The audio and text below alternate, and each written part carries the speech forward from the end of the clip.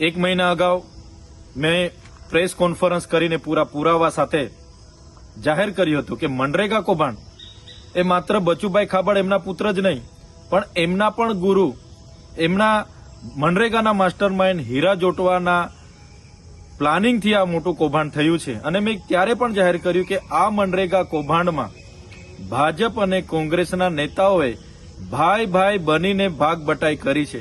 હીરા જોટવાએ મને ચીમકી ઉચ્ચારી હતી કે ગુજરાતમાં ક્યારે નહીં થયો હશે એવડો મોટો માનહાનિનો કેસ હું ચૈતર વસાવા પર કરીશ.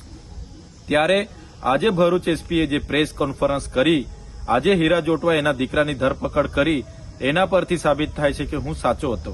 અને એના કોંગ્રેસના અને ભાજપના નેતાઓ બધા જ સાથે મળીને ક્યાંય પણ આ એજન્સીએ એક પણ ગાડી રેતી, કપચી, સિમેન્ટ, સળિયા નાખ્યા વગર બધા જ ભાજપ કોંગ્રેસના નેતાઓ સાથે મળીને આ બોગસ બિલો મૂકીને, રોયલ્ટી કે જીએસટી વગર બોગસ બિલો મૂકીને કરોડો રૂપિયા સરકારી નાણાં એમણે સેરવી લીધા છે. અને આ એજન્સીમાં જેટલું પણ પેમેન્ટ જમા થયું, લગભગ 5 વર્ષ દરમિયાન 5 જિલ્લાઓમાંથી 2500 કરોડ રૂપિયા એમાં જમા થયા. તેમાંથી અમુક નાણાં આ હીરાભાઈ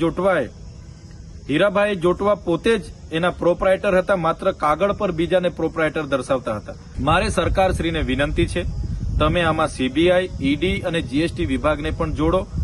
માત્ર એસઆઈટી બનાવીને તપાસ ચાલવા દેવાશે નહીં.